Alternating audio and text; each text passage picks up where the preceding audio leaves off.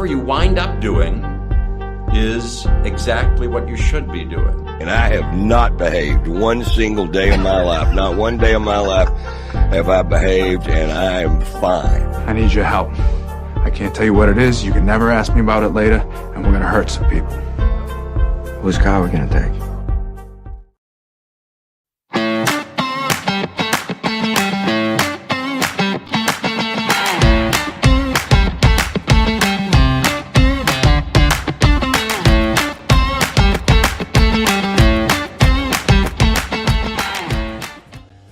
Good morning. Thank you for joining us on the Nikki Maduro Show. Make sure you hit that subscribe button and that bell so you don't miss any moment of the fun we have every single day. Kim McAllister, I understand that you now are a full house again after your daughter has returned from New York. Yes, I collected her at about midnight from in front of the high school where the bus arrived. I said, okay, on a scale from 1 to 10, how was the trip? And she said, I'm going to give it a 9.5. A 9.5? Yeah, she Why said so it was low? Oh no, she said it was excellent. She had the best time. What was the best part that she did? What was her favorite part? I asked her that, and what did she say? She said she enjoyed seeing the Lincoln Center. She really loved the Lincoln Center. That's nice. And she loved Times Square. Okay. She thought that was pretty cool. Okay. Statue of Liberty. She said that was awesome. Yeah. You know, it's one of those things where, like, we've talked about this before. Are there places in your hometown that you've never been to? The Statue of Liberty. And when my brother and I went to New York, I want to say we were young teenagers. We've been a couple of times because my family is from there, and it was one of those things where they're like, okay, I guess we'll go to the Statue of Liberty, even though they lived their whole life there. They hadn't been there till they took us back, because it's just one of those things you just look at and you're like, I'm not going to go up into it. But that's awesome. I'm so happy for her. I saw some Broadway story. Some panhandler robbed someone near Broadway or whatever. And I was like, oh, I'm so glad that Julia's out. But 9.5, I think that she absolutely loved it. And you might have a little bit of a New Yorker on your hand. She might go and want to move all the way away from you. She really liked it. She did. Yeah. Yeah, that's awesome. I mean, you want your kid to really, especially when you put the amount of money into a trip like that, to really, really enjoy it. It's so awesome to see your kids experience things like that. And I don't know, maybe you did cool stuff like that when you were a kid, Kim. No, but I've never been there. You've never been to New York. I've never been to New York. I've never been to Washington, D.C., where she went on her 8th grade trip. Right, so I did that in 8th grade. So this girl's like seeing things and going places. Yeah. Oh, interesting. Well, I will say this. If there's anywhere in the United States, let me know in the comments. Is there anywhere in the United States that you feel like I should see it by now, but I haven't? I would like to visit some more of the north of the country. Because let's see, I've been to Oregon, I've been to Washington. Yeah, me too. I've been to Nevada, I've been to I'm trying to like move my way across, right? I've been to Utah. I haven't been to like Kansas, and I don't count flying over. I'm sorry. I don't count airports. I know some people do. They'll put something on Facebook like, check the box next to every state and airports count. Airports do not count. I am sorry. Airports do not count. I went to Gettysburg. There you go. Yeah. I'm sure I did that on my Washington, D.C. trip. So the Washington, D.C. trip covered some. I've been to Georgia. I've been to Florida. I've been to New York. I haven't been to any of the Virginias. You know, I've never been to Alabama. I've been to Louisiana. Yeah, it's just one of those things where when people say, oh, I've never been to Europe, it's like, well, how many places have you been to in the United States? Yeah. Right. So you got to kind of balance all of that sort of thing. And I'm so glad that she had fun. I'm really glad that she had fun. So welcome home, Julia. Now she was on jet lag. Yeah, she went back to school. I am so proud of her. So proud of her. She's there. I don't know how much she's absorbing. They have this thing going on, this 2-day assembly. It's called Every 15 Minutes. Okay. And it's about how every 15 minutes a kid dies from a drunk driving crash in the United States. Interesting. Okay. And so they haul this giant wreckage of a real drunk driving crash and they put it on the lawn of the high school. Oh, interesting. And then they Okay. have this big assembly where they have people that have been involved in accidents where they've lost friends or killed friends, and these people come and they talk to you and they tell you about their experience, about why making responsible choices, is the best thing for you, Right. type of thing. And so that is happening today. And I think she felt like she wanted to see it. Oh, good. Good, Hmm. good, good, good, good. Well, your daughter and my daughter are not cut from the same cloth. My daughter is like, is there any excuse I can use to not go to school? She's a total freshman on that end, not wanting to go. Just, Well, I mean, she likes school, but if she can, she will definitely do that. Okay, let's go over some of the places people are saying that they'd love to see. Never been to New York, Gordon says. Gordon's never been there. me neither, Gordon. No, Yellowstone, Donald says. I never. Me neither, mean, Donald. they have that show. I'm sure it's getting popular, right? Hmm. So Alaska is on my husband's bucket list, Yeah, Cameo. mine too. He wants to go so bad. And Yeah. for me, I hate being cold. Hmm. So I want to go because it's one of those places like Cameo says, like how often do you get to go to Alaska? And it has to be so Yeah. unique and such a different experience. Do I want to spend an entire vacation that I paid buku bucks for, wrapped in a, down jacket the whole time? I don't know. I don't know. But I don't I know. mean, think of the glaciers and the wildlife, Yeah. and I so know that cool. I'm so awful. I'm like, yeah. I have family there too. I have an It's excuse to ice and go. trees and Yeah. animals. I'm like, oh, you have family in Alaska? Yeah, I have family that lives there. Oh, that is cool. Yeah. Are they from there or did they just pick up and move there? They picked up and moved there. Wow. That's a decision. Like, Yeah. of all the places to move, Right? they must not like people that much. Like, is No. it that it can't be that populated, right? So, oh, that's funny. Boston, Mary says, for the history, my parents went to Boston. I have a very good friend that's from that area. I'd love to go to Boston. I want to go to Boston for 4th of July. You know what I mean? Like, I want to see that sort of thing. Beth wants to go to Washington, D.C. and the Grand Canyon. I've been to both. Andrea's never been to the Grand Canyon. I haven't been back. I went as a child. Yeah, Like, me too. like you have that kind of vague, Mhm. memory of it. I'd like to go back. Our kids have never been to the Grand Canyon. Let's see. Boston, New Orleans, both. Boston, I've never been to. New England. New Orleans is Me fabulous. neither. Yep. I was talking to one of my husband's friends just the other day about New Orleans. I'm like, I want to go back, but this time I want to just eat. I want to like do a food tour and just eat so much. Next year's band trip is to Disneyland, and the one after is New Orleans. So she'll be going to all these places. You got to Yeah. go with her. I know. I have to be the chaperone on the New Orleans trip. Mhm. Absolutely. But you have to pay. I mean, they fundraised for this trip all year long. Yes. And when you're the chaperone, you've got to cough up like, I don't know, $2,000-$3,000. Yeah. Yeah. Glacier, Zion, Bryce. I don't know where Bryce is. Is that a park? It's is a that, national park. It's a national park. Okay. I haven't Yeah. heard of Bryce Park. Okay. Yeah, it's cool. Moab, Bryce Canyon. There it is again. Antelope Slot Canyon. I've heard of Moab. I haven't heard of the other I've not heard of two. the Antelope Slot. I don't know where that is. Florida Keys. Yeah, go see it while it's still there, I'm sure, because they're having Bryce- some climate change problems out there. Bryce Canyon National Park is in Utah. Oh, is it? Okay. Yeah. I want to go to Zion National Park. I've never been there. Murphy says, I've been to Valley Forge, but it's just a big park with a one-room museum. Okay. Let's see. Antelope what else. Slot Canyon is in Lake Powell, Arizona. Oh, okay. I have family in Arizona. Sedona, Taos, Monument Valley, White Sands. Wow. John, you want to go to a bunch of places. And it's funny that Maryland's putting Alcatraz on the list. Still never been there. I should probably do that. Yeah, I see it all the time. But again, it's just one of those places I see and never visit. But Beth says traveling in Alaska is like looking at California 150 years ago. Oh, Interesting. weird. I've never Yeah. been to Chicago. Flo says, in spite of how Chicago's been portrayed in the news with the many problems it has, it's a great city to visit. An Amtrak train is a great way to get there and back. The same train is great to New York City. Joanne, if I do Alaska, I'm going to do exactly what you said. I'm going to take an Alaskan cruise because that's just, because then you can go out the whale watching and all that sort of things. Right.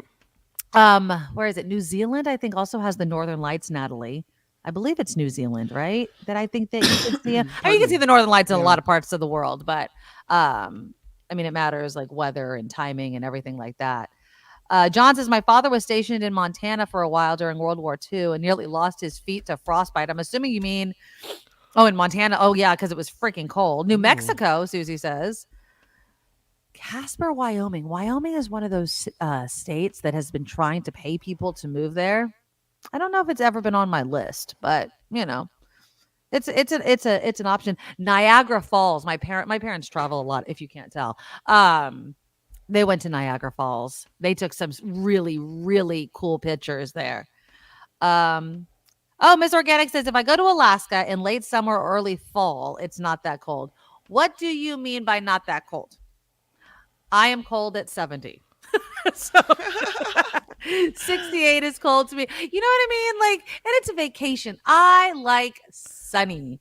I like warm. What is this that I'm looking at? This is my cousin, Dimitri McAllister. Oh, who is a pilot, has a little plane in Alaska. Okay. And these are the pictures that he shared on Facebook. And these are his cover shots.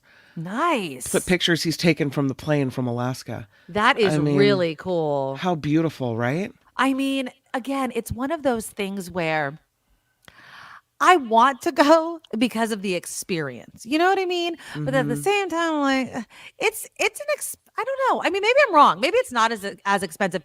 I would imagine Alaska's expensive because they have to ship in a lot of the stuff, right? So once you're there, isn't it expensive? Mm-hmm. I would say so. I would say that there has to be a point where it's going to be a little bit expensive, but who knows? Let's see. Taos, New Mexico is gorgeous.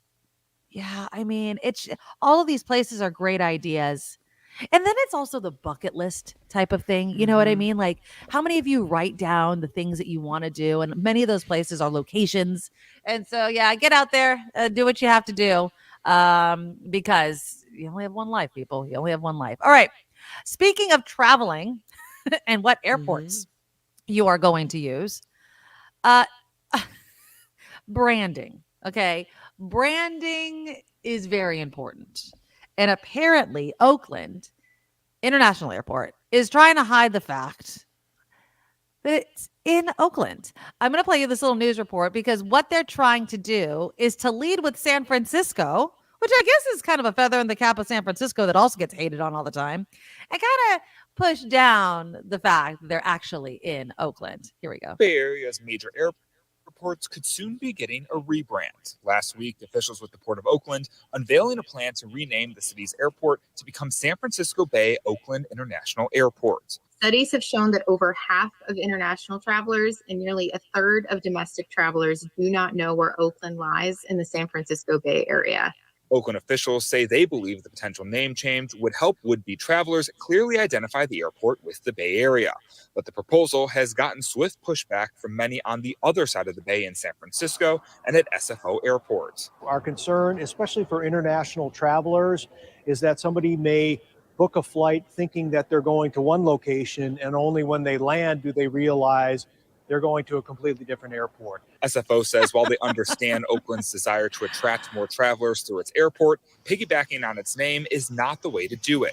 Concerns also raised by travel industry analyst Henry Hartefeld. I'm not surprised because I think it does risk creating confusion in the marketplace. Hartefeld says for years, more and more airlines have been cutting flights in and out of Oakland. If they incorporate San Francisco into the name, they believe it will help attract more customers, and Oakland believes that will help attract more airlines. While the name change isn't yet official, there's also questions over whether travelers would fly into the East Bay city even if they knew where it was. Here at SFO, we talked to several international travelers who tell us they'd be skeptical to fly into Oakland Airport.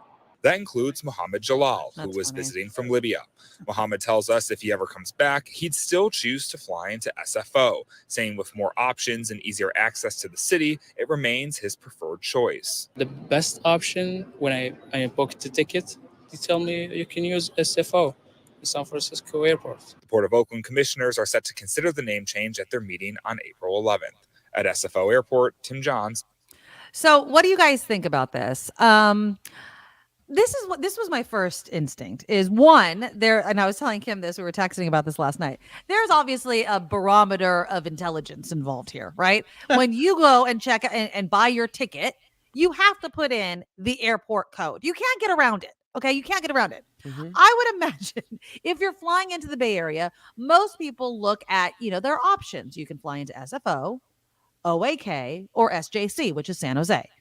If you're putting in OAK, wouldn't that kind of be like, and I'm sorry, who doesn't know Oakland is in the Bay Area? I mean, is this seriously an issue this totally, I believe, has to do with the bad headlines regarding crime. There is no freaking way that in 2024, we're just learning that people are confused about where Oakland is. That's a line of BS. I'm sorry. If you are shopping for an a flight, right? Right. Usually you put in where you want to go, where you're going from to, etc. Right. And then you see, oh, Oakland. And then you go, where's Oakland? And then you type into a map, oh, it's right across the bay. No problem at all, right?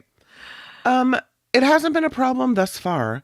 As a matter of fact, there was a moment, until the recent crime wave, where people preferred flying into Oakland because it was easy in, easy out, right? Much less complicated than SFO. It was, it just seemed to be easier. There wasn't always socked in with fog. Yeah, exactly. Right. And so there were less delays. And so Oakland has been really, for people in the Bay Area, we're flying out of SFO or Oakland, and people go, oh, Oakland, right? Yeah. Until recently, where Sheng Tao comes in, the police chief is gone, crime goes through the roof, and now you take your life in your hands if you're going down Hagenberger. So maybe they should spend more time cleaning up the city of Oakland and less time worrying about the name of the airport, because it hasn't been a problem in the past. Okay, now some of you are bringing up, I guess there's an Oakland in Michigan. It doesn't matter unless you're flying to Michigan. I don't see, if you're trying to put in California, I'm going to California, I'm going to the Bay Area, and you're going to get confused that you're going to Michigan. So the Michigan airport code, Oakland County International Airport, is PTK. I mean, not even close to OAK.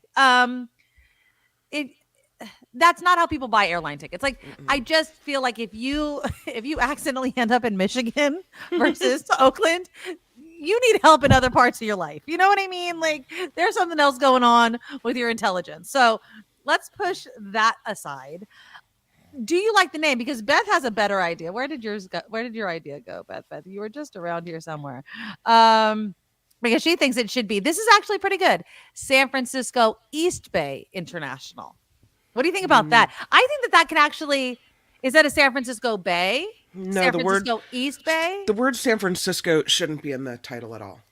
But we're the San Francisco Bay Area. No. The word San Francisco only gets to be on one airport. Otherwise, you have boneheads that will be confused. Where are you flying in? Are you flying into San Francisco International or San Francisco Bay? No, too confusing. It has to be named. You can name it East Bay International. That's fantastic. But don't throw San Francisco in there. It's going to be all kinds of confusing. You really do think that the San Francisco is going to throw so many people? Yeah. Even if they see SFO. I mean, so you're telling me that when I'm on my computer and I'm like, I'm buying my ticket, okay? And then all of a sudden I'm like, I want to go to the Bay Area. And I say, I see SFO, San Francisco International Airport. And then I see San Francisco East Bay International. I am too stupid to figure out that there's two different airports. And you say, Kim, I'm going to need you to pick me up at the airport on Friday night. That's actually a good point. Okay. And I'll say, okay, where are you coming into? And you'll say San Francisco. Oh, and I'll that say, is a good point. Oh, that's a very good point. And then I'll get on the road and I'll throw myself down at SFO waiting for you. You're like, and where you'll be like, you? I'm across the bay at San Francisco Bay. Yeah. Oh. I'm at East Bay. And so, so what do you think this is? Do you think that it's supposed to clear up the confusion? It's going to cause more confusion? More confusion. Yeah. Yeah. I mean, I think it completely has to do with the crime. Now, should we consider, which is the argument that you just heard in the news report, that, jobs and everything depend on people not being confused. People need to go to Oakland Airport. They need to use the airport, or people are going to lose their jobs. They're going to lose economic, activity. And some people are saying, look, if it's cheaper to fly into OAK, it actually might bring more people to the Bay Area, which in turn obviously brings more tourists to all sorts of destinations around the Bay Area. And I will still maintain Oakland, oftentimes, not all the time, cheaper ticket, easier in and out. All those things are still true, except of course that you have to go down Hagenberger Road, which gets all the terrible headlines, and people are scared. Judy says, Nikki, Kim's right. They need to leave the airport's name alone. What's wrong with calling it Oakland Airport? Yeah. Well, yeah. What is wrong with that? It's, I think the argument of those that want to change it is people don't know that it's on the San Francisco Bay, that they don't know that they're that close to San Francisco, that you don't have to hang out in Oakland. You can go to San Francisco. It's a hop, skip, and a BART right away. That's what they're thinking. But at the same time, I don't know. I don't know how I feel about it. I just feel like maybe this is just a litmus test of who can come to the Bay if you're that confused. And their airport code still remains OAK. Yeah, exactly. It's still OAK. So, it doesn't clarify that it's on the San Francisco Bay, and that's what they want people to understand. What if it was Oakland, San Francisco? No. Oakland came first. No? Nothing in San Francisco. Nothing with San Francisco. Because we're in Mineta, San Jose International Airport. There's no San Francisco Bay in ours. We don't actually touch the Bay, though. You know what I mean? Like, right. Oakland actually has a good argument. Like, we do touch the San Francisco Bay. It's called that, right? So why can't we use it if in we're the actually North Bay? Right there? We have a little airport that has some flights to and fro. It's not like a big international airport, but we have the Charles Schultz Airport. Now, that doesn't even have the name of the city in it. Yeah, that's true. Yeah. It's the guy who drew Snoopy. Right? It's the guy who drew Snoopy. That's who it is. Right. Charles Schultz Airport. What I will say is... And we managed to figure it out. But then if people, like Sandy says, if people are so clueless that they don't know Oakland is part of the Bay Area, we don't need that kind of negativity or stupidity anyway. Can you imagine? I mean, imagine the confusion. San Francisco versus San Francisco Bay. When did this confusion start? It's like you're trying to... Seriously, when did the confusion start? It's like you're trying to screw people up. Right? I think they're just really trying to take the Oakland out of OAK. I mean, obviously the airport code's going to stay the same. That should be the first clue that it's not SFO. People know SFO. You should know San Francisco International Airport. You should know the options of airports in a certain area that you are visiting. I know when I went to Hawaii, I looked at all the airports, you know what I mean? And just made sure that I was flying into the right one, obviously. People should be doing their own homework on all these sorts of things. So we'll see. There's a big pushback to make it not happen. And so I don't know what's going to happen. What if you had to put your money on something, change or no change? If I was making the choice, I would say no. What do you think, they're going to change it or not change it? I think they're going to change it because dumb people always rise to the positions of authority. Yeah, they'll change it. Yeah, maybe they will, maybe they won't, but we'll take bets on it. Speaking of bets, it didn't pop last night. Kim McAllister, did you see that? I saw that. I know. It's now at 1.09 billion. Dude. Can you imagine? We're talking about the Powerball, of course, people. Did you buy your ticket? Of course, I didn't buy my ticket. I didn't even go anywhere where I could have bought a ticket yesterday. But when I read last night, it didn't pop. I was like, well, it's almost like it's almost like they're just waiting for us. It's almost as if they are, my friend. Almost. All right. Let's get some business out of the way. Then we'll take a look at some headlines. You guys, make sure you have subscribed and you hit that bell so you don't miss a show of the Nikki Maduro Show. Click the thumbs up button also to show your support. The super chat is live. We depend on you to keep the show going. You can leave a super sticker, a super thanks, a super comment. And if you do it during our live portion of the show, then we will read it live on air. Our Patreon is one of the top ways that we sustain the show. So just go to thenikkimaduroshow.com. Click the Patreon button and donate whatever you can for a one-time a month payment. And then we love PayPal as well. So just go to paypal.com. click the send button, and the email address is the Nikki Maduro Show at gmail.com. I also put up on the What's Cooking on the Nikki Maduro Show newsletter, which you can find at thenikkimaduroshow.substack.com, the deviled egg cupcake recipe from yesterday that I was talking about. Delicious, very easy if you don't get in your head too much about it to make them, but the recipe is right there. I included the video too that shows you some of the steps that I took. Now I'm telling you, put a little bit of that Auntie Tabby's hot sauce on it. You can get 10% off your order by going to auntietabbys.com/NIKKIM, Nikki M or Nick Kim for a better way to remember. Auntietabbys.com/Nikki M. You get 10% off every single order. They have 2 hot sauces. One is a hibiscus, one is a pineapple, and they also have a guava, not spicy barbecue sauce. It's such unique island flavors. So please support our sponsor, auntietabbys.com. Oh, yay! Natalie says, I ordered my Auntie Tabby's Thursday. It's out for delivery today. Please let us know how you like it. I'm telling you, you're going to like it. There's just really no argument about that. All right. So yeah, again, auntietabbys.com/NIKKIM. All right. Let's take a look at some headlines now with Kim. Now, from around the world to up your street, the Nikki Maduro Show presents News Czar Kim McAllister. You're muted if you're talking. I was actually wondering if I was muted. I wasn't talking. I was like, oh, now I got to unclick myself. All right. The number of job openings edged higher in February, with experts saying it's an indication that the job market remains strong. The Labor Department says 8.8 million jobs were available on the last business day of the month. That number and rate for quits and hires in February was little changed. So that's an indicator that our economy's doing well. Nice. Going into an election season, right?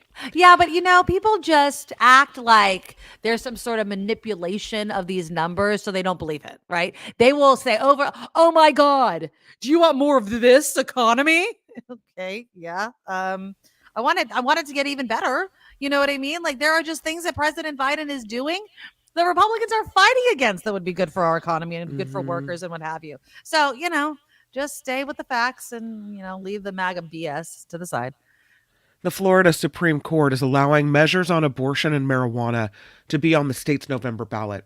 The abortion measure would prevent the state from banning abortion before viability or when necessary to protect the patient's health. Meanwhile, the marijuana measure would legalize recreational marijuana for anyone aged 21 and above. We'll see how they do in Florida. Florida. Okay, so now the Florida Supreme Court, they had 2 rulings yesterday, right? Mm-hmm. So that was upholding the 15-week abortion ban. Right. And then again, it would protect abortion access if voters pass it in November. This is going to be really interesting to watch. I just read a headline and part of me was like, give up, Biden. Like, it's not going to happen. But then I was like, you know what? Go for it. Biden's going to try to flip Florida, right? He's putting a ton of time, effort, and money into it. I just don't want him to spend so much time in Florida that he loses the other battleground states. You know what I mean? Like, it is quite the balance. But in the same token, an interesting article, Calvin, I don't know if you sent it to me or somebody else did, but about the number of people, especially retirees, who are leaving Florida. And one of the top reasons, at least in this article that were mentioned, is the freaking politics. They're like, you know what? I came here to freaking retire. I don't want every single conversation I have with people to have to do with politics and being angry at Biden and all this and having Trump flags everywhere. Like, they're like, it's insane. You cannot, you can't talk to people about anything. Everything is so political, and that's not how people want to spend their retirement years, which totally makes sense to me. It's like, you go to Florida, you're hoping that things are cheaper, and they're not. Like, prices for things are skyrocketing. I wonder why. And people are fed up that they're leaving. There was one person in the article I was reading moved all the way back to Kansas. They're like, you know what?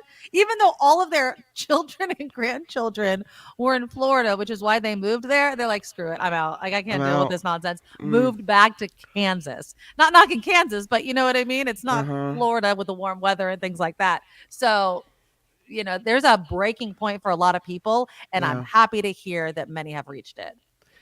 Many of the illegal immigrants involved in a stampede, or I should say the undocumented immigrants involved in a stampede that overwhelmed the Texas National Guard troops last month, are being released now. More than 200 people tore down razor wire along the Rio Grande and rushed the border fence in an attempt to claim asylum.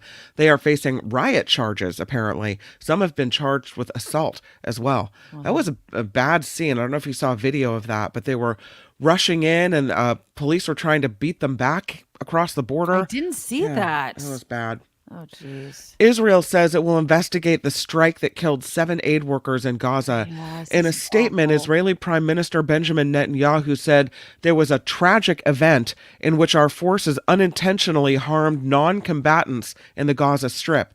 He said this happens in war. The aid workers were members of the D.C.-based nonprofit World Central Kitchen, which delivers meals to people in war zones and disaster areas. Yeah, it was created by that celebrity chef, Jose Andres. I watch a lot of Top Chef and things like that. He's often on that.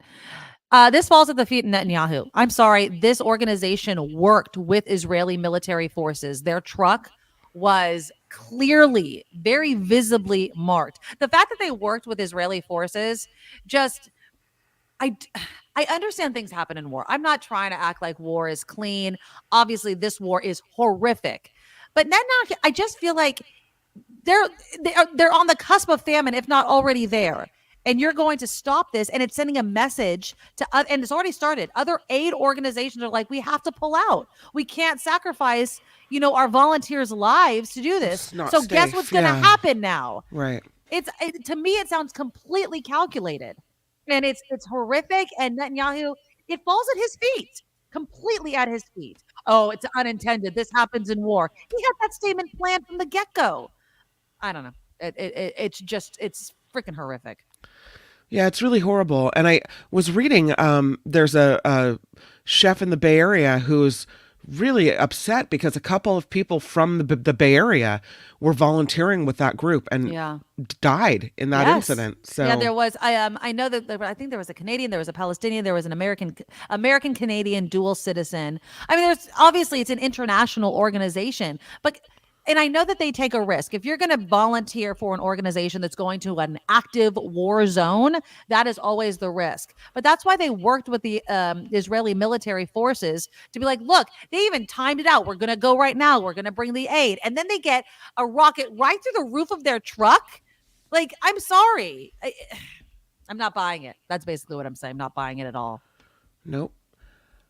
A partial gag order in former President Trump's criminal trial is being expanded now. Judge Juan Merchan said the Trump is not allowed to attack his family members, being the judge's family members, or those of the Manhattan DA Alvin Bragg. Last week, Trump took to Truth Social to call Merchan biased and conflicted, while also taking shots at the judge's daughter verbally, I should say. So, I just feel like it is way past due for him to face some sort of punishment that includes jail time. I mean, if I was gagged, had a gag order against me, and did a fraction of what this guy does, I would have spent some jail time, right? I mean, it pisses me off that he keeps getting, it's just not enough to put him in jail, Oh my God. And we would already be in jail. It's almost like he wants to go. It would be some type of PR stunt. Oh yeah, he'd raise money on. He is such a grifter. Like, you and I would already have been in jail, and nobody really would have batted an eyelash. I mean, again, I understand. Like, Gordon is asking a good question. Did he actually violate the gag order? Well, now he will if he keeps talking about the judge's daughter, right? So the other one didn't include the judge and his family. Now it does. So let's see. Let's see what actually happens. Do we think that Trump's going to keep his trap shut? No. I wouldn't put money on it. I'd buy a lotto ticket before I take that bet. So no. As a matter of fact, I think he wants to be found in contempt of court. That would be a PR stunt for him. He wants that. Probably. Yeah, exactly. Hunter Biden's attempt to have criminal tax charges dismissed as being rejected by a federal judge. Yeah. Prosecutors last year accused the president's son of failing to pay his taxes along with a tax evasion and filing fraudulent forms. Biden's lawyers, Hunter Biden, have suggested that they may appeal this, still trying to get it tossed out. Interesting. Data shows half of the nation's physicians struggle with burnout, and it's especially tough here in California. The number of uninsured people remains high, the number of doctors shrinking. Dr. Gail Gazelle, that's a pretty name, is an assistant professor at Harvard Medical School. Oh, she's an overachiever too. Look at her. She tells NBC7 doctors make incredible sacrifices, don't see their families enough, do see about at least 20 patients a day, have to file an incredible amount of paperwork regarding that as well. She says it leads to burnout, depression, retirement, and even worse. Researchers from UC San Francisco show if just 3% more people become nurses and doctors, it could solve most of California's long-term doctor shortages. Okay, so here's my question. Now, I shared with you guys towards the end of the show yesterday that I'm taking steps to become a substitute teacher to see if I like it, to see if maybe teaching is in my future career path. Sure. There is a difference. And the number one reason I did it is because we need teachers. We need people that care about kids. We need people to step up because teachers, just like doctors and nurses, they're burnt out. They're not paid enough. I mean, I don't know about doctors, but teachers are not paid enough and all these sorts of things. Now, not saying that teaching is not important. You don't have to have the skill and the education and all of that. But at the same time, with doctors and nurses, there is a bar where I want to know that nothing's been like, oh, you only have a year of nursing training. Let's throw you in a hospital, because people's lives literally are on the line here. So how do you fix the shortage of nurses and doctors? Because I don't necessarily want schooling to get easier, but is there a better way of assessing skill and knowledge so that it doesn't take as long? Because sometimes I feel like we equate time with knowledge, and sometimes I feel like they just drag crap out because they can drag crap out. I don't know if I want a doctor that hasn't really done the proper amount of exactly. I want I want the knowledge to be there, but sometimes it's like, well, it's going to take you see, I mean, I'm leaning towards, right? So just like pilots, right? You need a certain number of hours before you're capable of doing X, Y, and Z. The same thing I believe is true for doctors. You have to get your clinic hours and all those sorts of things. Right. But how do we address the critical stage we are right now, which is also endangering people's lives, while also not sacrificing skill, knowledge, and safety for the patient in school? So, and I don't have an answer to that, but I do think that is an issue that needs to be fixed, because right now there could be a ton of people that hear this story that we need more doctors, we need more nurses, and they're like, yes, I'm going to go into the field. It's going to be years before we see that benefit. So what do we do now? What do we do now? I don't think we change the education requirements for doctors and nurses. This is what, when you talk about important that you know what you're doing, we're talking life and death here. Exactly. Right. Exactly. But I think that people are also saying the understaffing issue and the burnout and the retirement, taking care of 20 patients a day, is also just as dangerous. Right. So we have to address the immediate problem. And I agree with you. I don't know how to do that without streamlining something. And does that streamlining still put people at risk? I don't know. I never went through medical school. Mom's listening right now and she's like, no, Nikki, no. Well, no, my mom went through, but that's a great example and she was a nurse. She wasn't a doctor, but she was constantly in school. Like even when she had been a nurse for decades, you're updating your skills, you're updating your clearance to do things and licenses and stuff like that. So it's a constant learning thing, because she kept doing more education, because you also got a bump in pay when you do that education. But how do we get the initial people in to ease the pressure on the people that have been there a long time? Ms. Organic says full scholarships, maybe it is helping more people go into the field financially. I just don't know what that's going to do for the immediate staffing problem. I mean, look at Valley Medical Center. They're on strike for 3 days now. They are getting 13%, I think, is the offer on the table for their strike. But they're saying that's not it. It is the fact that we have staffing problems. You're sending us to float to all these different hospitals where we don't even know the systems at those hospitals, and that's putting people at risk. So it's a systemic problem that the medical industry is going to have to get a hold of. Speaking of that strike, that's Santa Clara County nurses, and they're going on strike today for the first time ever. Yeah. There are 3,800 that plan to walk off the job until Friday morning. This affects Santa Clara Valley Medical Center and O'Connor Hospital, both of them in San Jose, along with St. Louis Regional Hospital in Gilroy. These nurses have been working without a contract for 5 months. Along with higher pay, they are also concerned about violent patients and increased staffing ratios. The county says it's taken steps to prepare for this strike, and they will continue negotiations. An update expected today about a shooting outside a Safeway. This was in American Canyon in Solano County. Shoppers heard gunfire yesterday at about 4:30 p.m. Crime scene tape was up for several hours last night around the parking lot and the gas station, and a couple cars could reportedly be seen with bullet holes. Police think there were 2 shooters there at the gas station. Can you believe, of all places to open fire? Hello? No, exactly. 3 people were injured. 2 others are being questioned despite no arrests. Police confirm there's no threat to the community.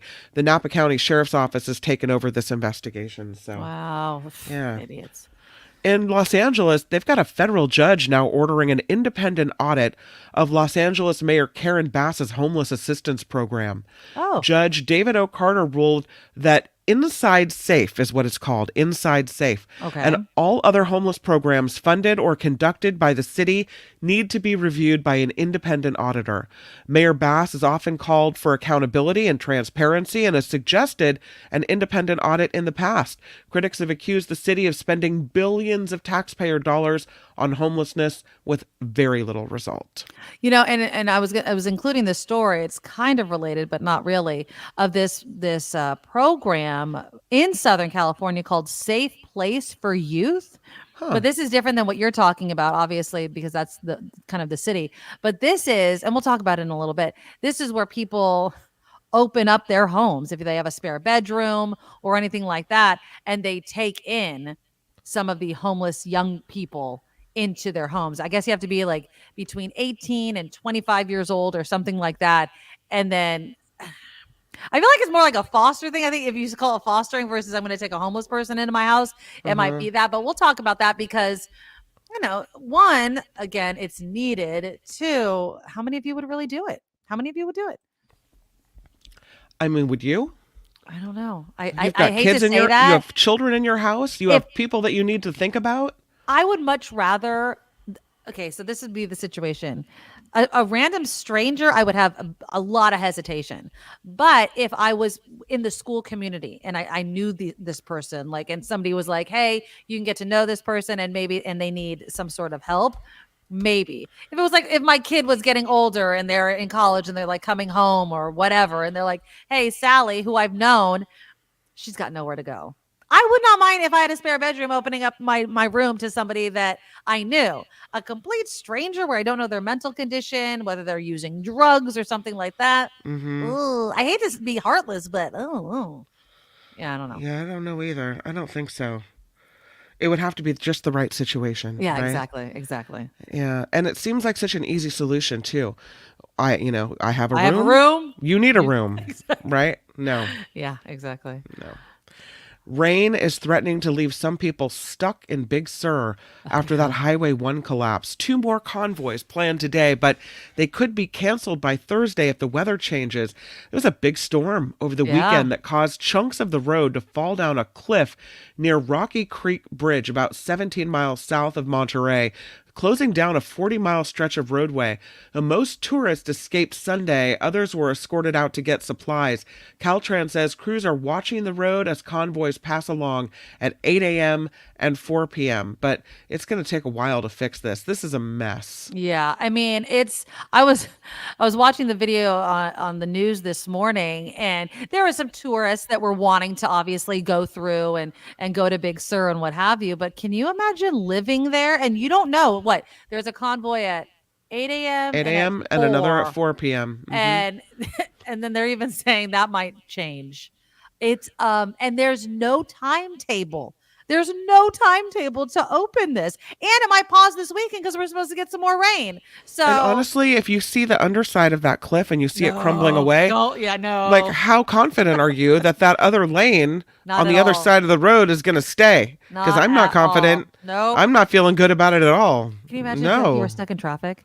Oh my God, get me off. I'd be like, nope, I'm walking it. I'm running it. Not at all. Not happening. I mean, those convoys go slowly across with everybody following. I'm thinking, Exactly. no. Yeah. That's a little scary to me. Yeah, And I exactly. really hope that they get it fixed soon. I do too, but it's going to take a while. It's I going to take a know. long while before I want to put a car on it. That's for sure.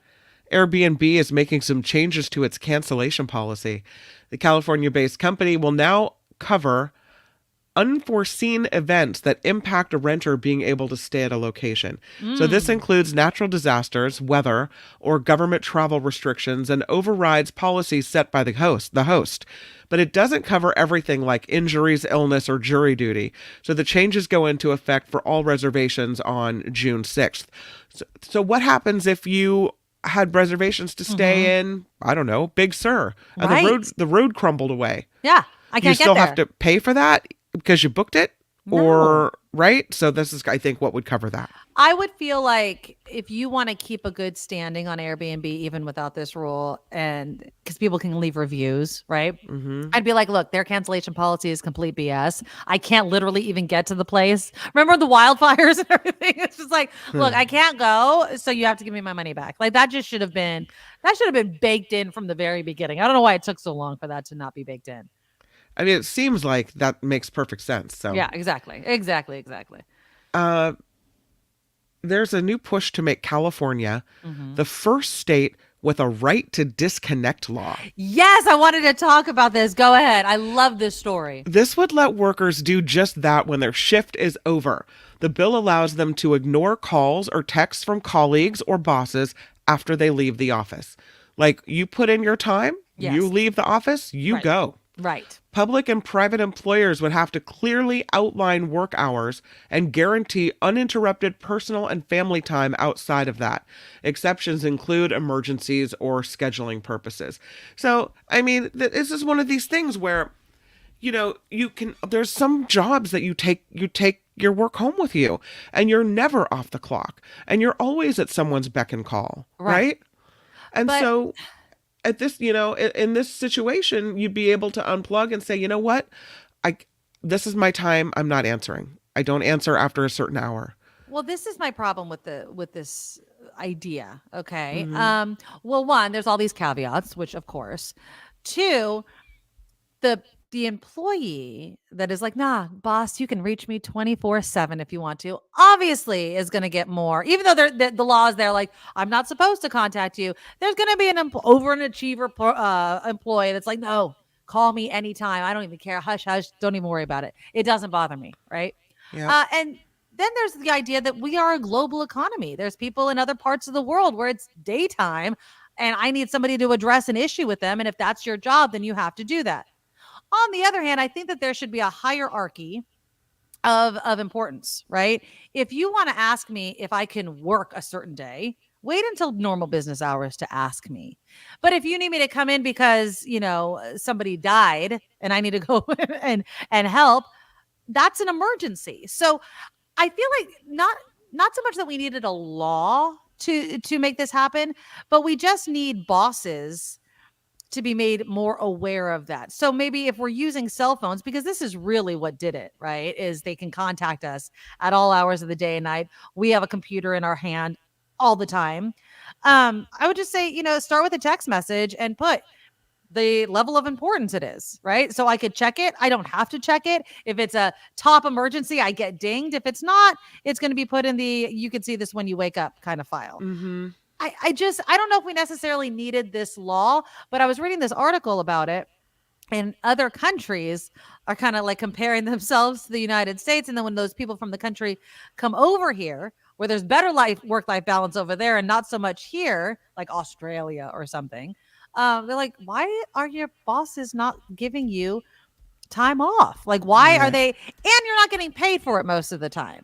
So that, begs the question of, yes, if you're on an on-call shift, there is, everybody takes a weekend or whatever. But if it's just every single weekend, you're expected to take the call, that's ridiculous. Jim says, I had a job where I was on call. You'd get paid 1 hour for every 4 hours you're on call. And then if you had to go in, you got paid 4 hours, even though it might only take 15 minutes. Yeah. Ding, ding, ding. That seems fair, right? You have to You have to compensate people because if they're on call, they have to stay home, right? They have to stay close to the business. Now Right. you've changed my life plans, so I'm technically kind of working. Mary says, Nikki, that will be your life as a teacher. Just saying, as a retired 22 years teacher, you're on call all week, all hours. Doug says, if you call me on my private phone, I have a right not to answer. That's true. That is absolutely true. Some people are better than others at setting boundaries. Yeah, exactly. You and know, there's nothing wrong with that. There isn't, but I like what you said about there's always that employee who's like, call me whenever, call me anytime. Yeah. You know, I don't have kids, don't have family, looking to work as many hours as I can, whatever. And it's like, that's not fair to everyone else. So if you just outside of working hours, unless there's an emergency, just stop the business contact, then everyone's on the equal playing field. I do like Mars's comment. They say, I got called for a PO, highest priority, to come in. They just needed hands to clean up for a photo shoot. It was a waste of time. Now, here's a question. Would you rather be called in for something easy or hard? I mean, if you're going to get paid buku bucks like Jim, let's just say, right? Like, I'm getting paid. It's a 15-minute thing. Yeah, I had to leave my house. I had to get dressed. I had to do whatever. But if it's easy and it's quick and I still get paid 4 hours for something that took me 20 minutes. But I think you need to treat people with respect. Yeah. I mean, can the photo shoot be cleaned up after on Monday? Can whatever needs to be done be dealt with in a non-emergent fashion? Right. Yes. Or is it a real emergency and you need people to come in with the brain power and the man-woman power, whatever, to deal with it? No, I don't want to be bothered unless it's something real. Yeah, I agree with you. It's like, because again, if I was at my kid's sporting event or seeing a play, you're making it seem like this is more important than what I'm currently doing. And so that argument better be strong. Yeah, I would completely agree with that. I mean, otherwise it's not an emergency. And that boundary has to be, strong. You can't just push it down for the littlest of reasons. Yeah. And again, if there is that employee that will take the call and do whatever, even if they're, let's say, not even getting paid for it, it does make it harder for everyone else to hold firm. So, you don't want to be that weakest link, because then it doesn't count for anything, which then now I understand why you need to make the law, but I don't think it's going to be followed. Even if they were like, you can't do this, you can't call employees, there's always going to be the employee that's going to be like, it's okay, I won't tell. I know. And I don't think it'll pass, right? People go, oh, it's bad for business. Oh, yeah, exactly. We can't do that type of thing. Right. I mean, I think it's going to have to be a one-on-one basis. Yeah. In Europe, they're looking at us going, really, you guys? That's, did you hear this story? It's kind of the end of an era. This is Lou Conter. Yeah, I did hear about this. Lou was the last surviving member of the USS Arizona crew. Wow. He, USS Arizona that was shot down in Pearl Harbor, right? He has died at the age of 102. Yeah. He died in hospice care in Grass Valley on Monday. Conter lost 1,177 shipmates aboard the USS Arizona when the Japanese attacked Pearl Harbor in 1941. Wow. He was 20 years old at the time. He was one of 335 crew members who survived that attack. His last in-person visit to Pearl Harbor was in 2019. He will be laid to rest next to his late wife here in California. I was reading about his experience that day on the Arizona, and he was one of the lookouts, and he saw them coming. Oh, wow. Yeah. And just the experience he recounted. This is the last surviving member of that USS Arizona crew. It is the end of an era. Yeah. We won't have, any live stories about what happened that day anymore. So it's crazy. Yeah. I mean, and again, what a life. But it's also, that's a piece of history that's gone. I mean, not just a piece of like remembering. You can ask him questions and he can share his stories and all that. That's why you got to get these people's stories down, documented. I know there's videos of him. He's been interviewed a million times. But yeah, it's why it's so important to do stuff like that. And not just with people like him, your parents, the people in your lives, get their stories. Do that because once they're gone, they're gone. Disneyland is sending Autopia's gas-powered cars to the junk heap. Okay. Have you ever been on Autopia? It's kind of fun. It's where the kids drive around in circles. Yeah, Everyone gets their own car, and and it is smelly out there because it's a lot of gas fumes, right? The miniature cars of the future were originally designed in the 1950s for the theme park's Tomorrowland. In today's world, the attraction's exhaust fumes are a constant reminder of yesterday, they say. So Disneyland plans to electrify the attraction within the next few years as part of a park-wide push for sustainability. Interesting. All right, that's good though, because there goes Autopia and the gas-powered cars. And again, it is kind of choke-worthy. You go out on that Autopia course, and you're like, it smells like exactly right. There's little plumes of black smoke everywhere. It's really gross. But are the cars going to go as fast if they're electrified? Well, they shouldn't be going that fast to begin with. Is the ride going to be the same? I have concerns. I don't know. Oh, Kim's concerned. Well, we'll have to see. In Laguna Beach High School, they're investigating alleged AI-generated nude photos of students. Here we go again, right? Parents were first told about this incident last week. The inappropriate photos may have been shared among students through text messages. Boneheads, they should know better. The school has not said who created the photos or how many students may have been victimized. Last month, it was the Beverly Hills Unified School District who expelled 5 8th graders accused of also using AI to generate and share nude pictures of their classmates. Yep.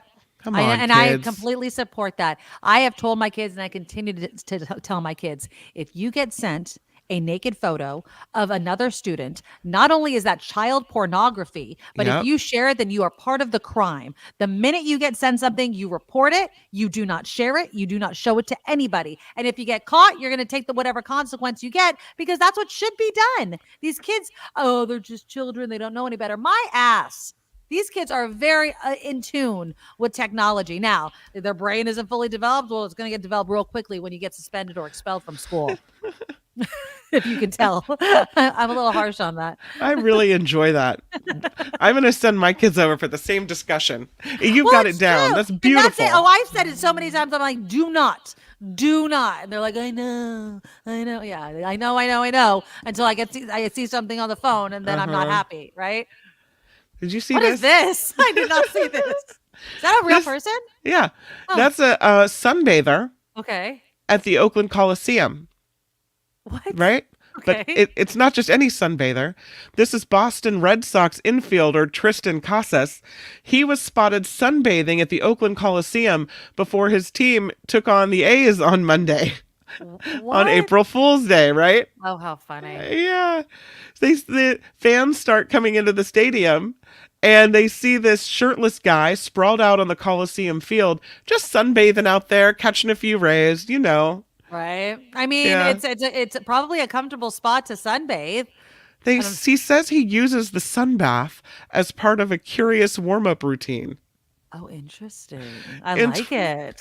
According to SF Gate, in 2019, when he was playing in the minor leagues, he had a regimented routine before games that starts with sunbathing in the grass, then taking a pregame nap in the clubhouse. Hey, they're superstitious. These ball players, they are really superstitious. Relaxes. Can you imagine him asking, can I just pop out on really quick and do you have a spot of grass for me if I just lay down for a few minutes? Yeah. Yeah, if it helps you win. The routine for the player, described as eccentric, developed after noting he felt more energetic for games after sunbathing and napping. So there you go. Luis is like the 25 A's fans in attendance should have joined. Casas said he's no issues with the ritual during his time in the minors, so he brought it to the majors when he was first called up at the end of 2022. It looks like the big leagues, though, they aren't so welcoming as the minors were with all of this. One player who saw him sunbathing for the pregame the first time said, "Are you effing kidding me? There's several media members around." I think it's hilarious. Hey, if relaxing gets you ready for the game, putting your mind in the right space, fine, good. Heck I guess there's veteran players who loudly express their displeasure. I don't know. Yeah, the player says, yes, there's tension. There's some discussions about his taking his shirt off and going out there like that. He said, I'd be more concerned if they weren't saying anything to me. I felt like that would mean they didn't feel I was going to be in the majors very long. I think the fact that they were telling me stuff, the fact that they're getting on me for the little things, meant they wanted me to go about things the right way. They want me to make sure I'm going to carry on the tradition throughout the years while I stay up here. So yeah. And a lot of people are saying in the comments they don't have a lot of sunshine this time of year. Beth is saying that. Doug's like, got to get some sun on those legs. Yeah, he does look, at least from this angle, I don't know if the flash of the sun has anything to do. Yeah, he needs a little bit of tan. I hope he doesn't burn. That would suck if you sunbathe, fall asleep, and then get a sunburn, and then you can't friggin' play the game right. Very interesting. Let me show you the video. This guy is hilarious. I love him. I mean, he's awesome. Are you kidding me? You know, superstition. If this is what he's always done, I wouldn't knock it. I bet I wouldn't even be surprised if other people join him. Perhaps. Oh, there you go. Oh, yeah, check it out. Looks a little red on that back there. You need some sunblock. Oh my goodness gracious. A little stretch. Got to feel comfortable. You think, I don't know if he's married, but can you imagine if his wife was like, honey, what She's are you like, doing? Seriously, you're going to do this again? Oh, that's really so funny. Hey, you know what? More power to him. He's got his the towel. field's not being used. Got his little flip-flops. Yeah, look at him out there. I love it. I like it. I would join him. I think he should start a movement. I mean, I think people would pay extra money to go into the ballpark early to see a bunch of baseball players suntowning before the game. Well, apparently he changes his routine a little bit depending on where he is. So, okay. But because he's on the West Coast and there's some sunshine here, he's back out there. In other areas, in other parts of the United States, he'll do a little more behind the scenes. Okay. But because the sun is out, he's like, oh, this is California. I got to get out there, right? Yeah. Heck yeah. I'm sure he was stoked when he was coming out to California. He's like, yes. Yeah. Warm sunshine. This report is crowdfunded, which means we rely on you to help us fund this Nikki Maduro show. Gotta get this boat on the road. Yeah. The NikkiMaduroShow.com, the NikkiMaduroShow.com. No. It is show on the road. That's what it is. The NikkiMaduroShow.com is where we live on the internet. So you can find us there, and the Patreon and the PayPal links are there. Also, Nikki puts all of these links in the show description as well. Makes it really easy to find if you'd like to help us out. I'm Kim McAllister, and this is the Nikki Maduro Show. Thank you, Kim. Okay, so you were talking about Disneyland getting, updating Autotopia. Yeah. Autopia, however you pronounce it. With the not terribly polluting cars. But you know what's changing soon? The carpool stickers that were supposed to clean up the air around the Bay Area. Well, where are they going? Without federal and state intervention, the carpool lane stickers on the clean air vehicles, you know what I mean? Mm-hmm. They will not be renewed come September 30th, 2025. That is when the California Clean Air Vehicle Program is set to expire. Here's a little bit more about it. Now, let me know, did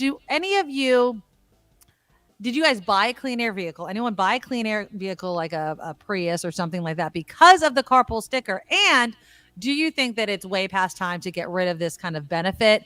Because how are the carpool lanes where you live? Because mine are packed. September 30th, 2025.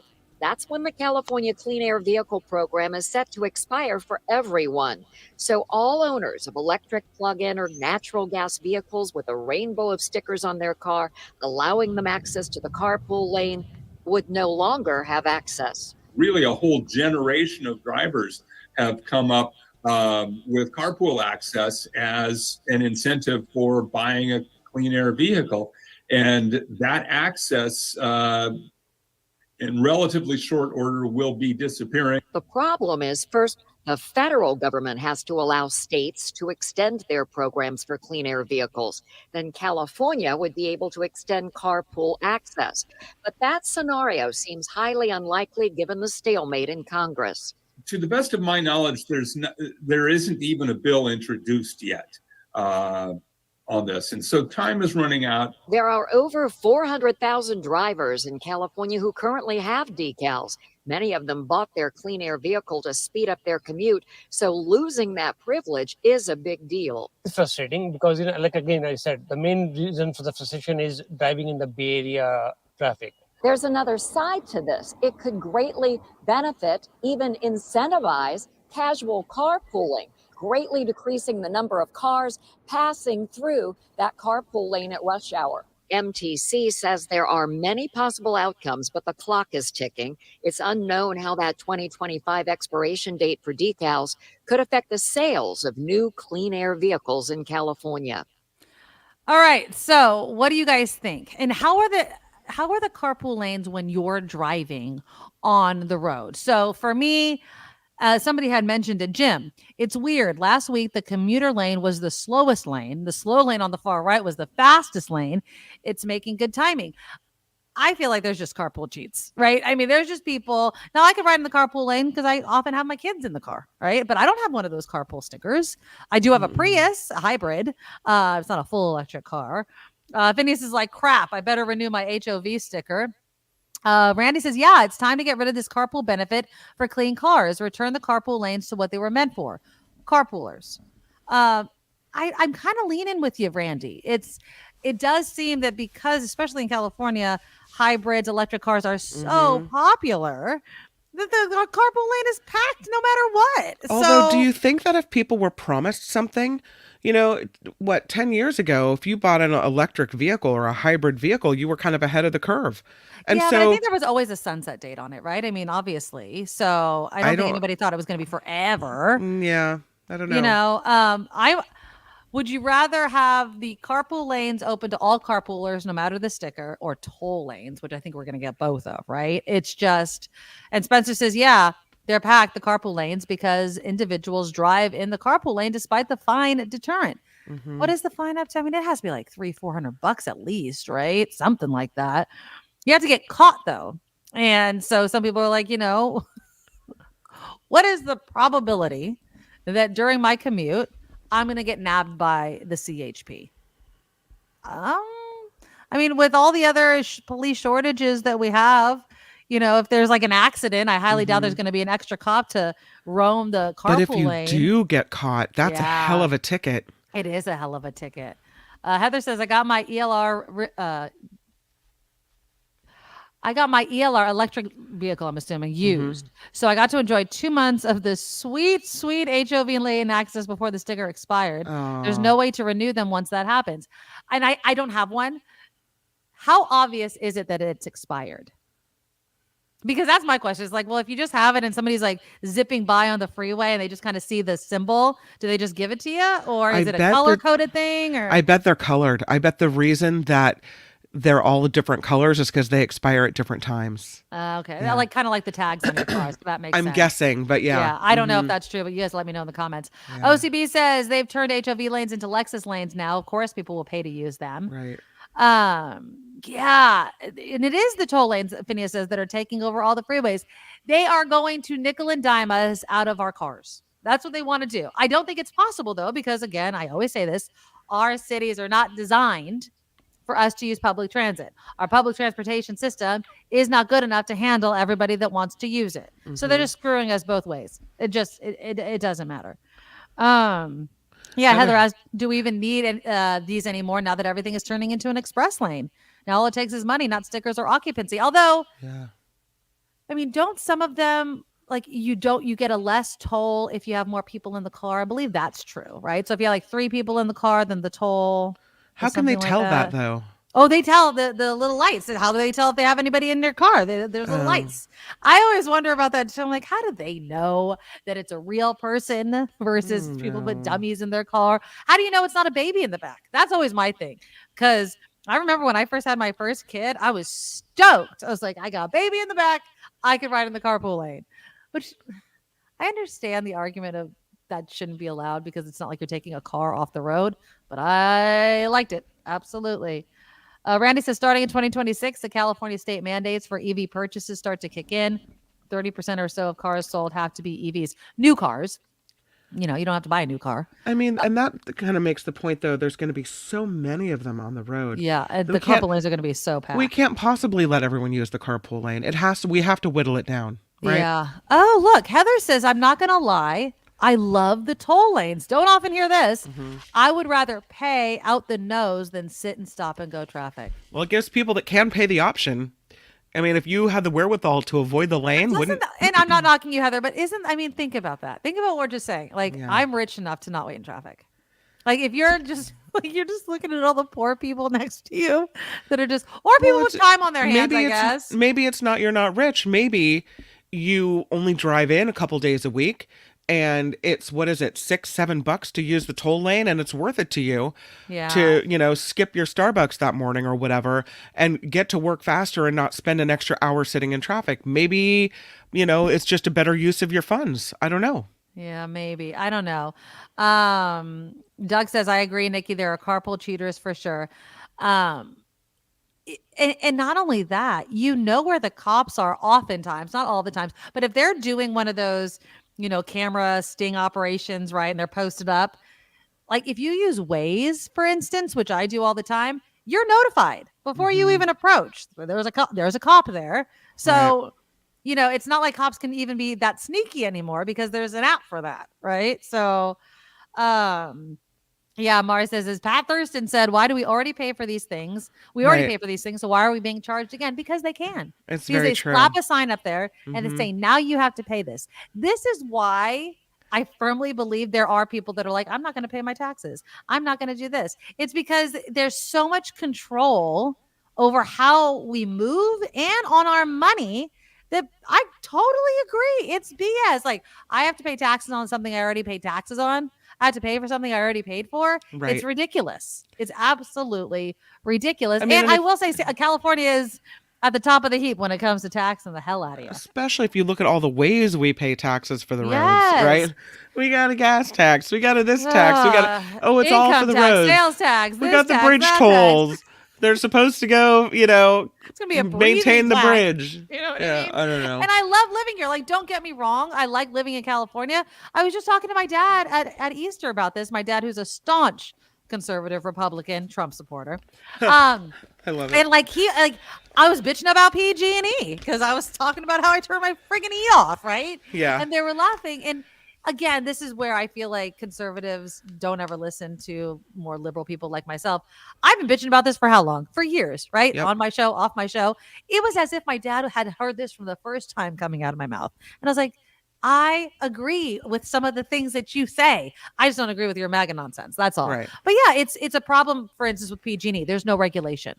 And again, who is stopping people from saying, no, you can't put a toll road? There's the loud minority, but other people just go about their time, go about their business, bitch to their friends, but it doesn't seem like it does any good. It's just like, oh, there's going to be a tax. There's going to be a tax. If they mention that there's going to be a toll road, you bet your bottom dollar there's going to be a toll road. It's not as if anyone's saying, no, we think people have been charged enough. Where are the people who say we've been charged enough?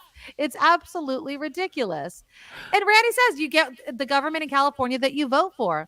Maybe voting for different people would help change some things. This is a common argument, and I've talked about this before, Randy, that I do wish that California had more of a checks and balances on everything, that not everything that the Democrats or liberals or certain groups propose are the right or fiscally appropriate thing to do. My problem, Randy, is that the Republican Party is filled with badass, crazy people that we don't want to give them an inch because they'll take away everything, right? We can't trust them. They've proven every time we want to work with you, you start taking away fundamental rights from us. So we can't risk the vitally important things in order to get some fiscally responsible people in there. Stop electing crazy MAGA nonsense Republicans, and then maybe we can get back to talking about policy. But until they're out, people aren't going to support them all the way. But I do agree with you. I do. Speaking about the crazies, did you see that Lauren Boebert's having a little trouble? Oh, please tell me about problems that Lauren Boebert's having. Lauren Boebert was just warned she might not win. Good. I don't know why she was elected in the first place. She may lose her bid to represent Colorado's 4th congressional district to a Democrat named Ike McCorkle. So they did this Gravis marketing, a hypothetical matchup between the two. Right. It was internal polling funded by his campaign, and it proved they can flip the seat. This McCorkle, who's a retired U.S. Marine, got in this hypothetical matchup 38% of the vote compared to her 31%. Ooh. 30% were undecided. Okay. They questioned 439 likely voters in this poll. So she said they're warning her, you might not win. Good. She's not a good representative. I could understand, if policy wise she acts like she supports certain things, but she's an embarrassment. You know what I mean? Yeah. Like that we have to go back to making being an embarrassment count for something. Like, yeah, I agree with you on policy, but I just don't think you're a good leader. Right? Like that is totally fine to say. Is right. I want, conservative leadership. I just don't want your behavior in Washington. I don't agree with it. And so you're not going to represent me. Done. What's really embarrassing for her is that her seat right now is in the 3rd district, not the 4th. Yeah. But because of the way they've changed the districts, the lines, she moved because she knew she couldn't win in the 3rd. So she bumped over herself to the 4th district, where there was a Republican incumbent who was leaving office, and she thought, well, this is a shoo-in, right? Yeah. If I move to the 4th district, I've got it in the bag. But people know what you're doing, Chickie. You know what I mean? Like, people can see it a mile away. And again, who wants that crazy? Who wants, if that was my district, do I want Lauren Boebert's, handies at the play and nonsense pictures and problems in the home? I don't need that. There's plenty of other people that can represent my values, my politics, and I don't need to carry that baggage along with it. So that's Boebert's problem, is she's embarrassing. She's really embarrassing, and she's not educated. There's so many videos of her, debating things with other lawmakers. She doesn't even know the law. She doesn't even know what she's talking about. So that's all part and parcel of the same thing. You know what we haven't talked about? And I saw it pop up in the chat. You remember Brian's birthday was on Sunday, right? Yes. And his wife had this big surprise trip planned. Uh-huh. And now we know where he went. Brian says, my surprise birthday Sunday from my wife, we took a ferry to San Francisco for 2 nights. Oh, I love that. Stayed at the Hyatt Regency, rented scooters, and played San Francisco. Hooked up with friends for cake, candles, great San Francisco food. Oh, I love great that. Surprise. I love that. Awesome. Great birthday, Brian. Yay. And I love that you went to San Francisco and enjoyed yourself. Really fights against that other narrative that we've been talking about for so long, that, I'm never going back to San Francisco. It's like, no, San Francisco's still awesome. It's got problems. Let's not, fake the funk there. But I'm happy birthday again to you, Brian. That is so what a fun awesome. weekend. Yeah, that sounds awesome. Hold on. Jim says, it sounds like you don't like people that believe in space lasers. I think it was MTG, not Boebert, that was the space lasers, right? Wasn't Mark? You're right. The space lasers. It's really hard. It's really hard to keep track of all the crazy. Yeah. Like, who was it that said this wild, outlandish thing? I don't know. Louise, sorry, Nikki Boebert was valedictorian of her GED class. Yeah, maybe. I don't know.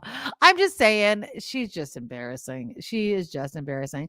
People are asking Sandy how her birthday was as well, Sandy. So if you're here and you want to share how your birthday was, let us know on that April Fool's birthday, with no fools indeed. All right, great conversation. Yeah, and as far as the EV stickers or the carpool stickers, I definitely do think that ship has sailed. There's just too many people in the carpool lanes. We're going to get more toll lanes. You're going to be stuck in traffic if you can't pay for it. They're really wanting to make they will probably want to make every single road and highway, freeway road a toll road. They're going to start making side streets toll roads. They're going to just nickel and dime us to death to get us out of our cars. That's what they're going to try to do. I hate to be so dystopian about the whole thing, but I remember being at KGO, and I think I was talking to John Goodwin, and I was like, well, when does it end? And he's like, well, honestly, and he said the quiet part out loud. He's like, if we can make all of them, that you can either carpool your way out of the toll or reduce your toll or what have you, that's what they're aiming to do, is to get fewer people to be driving.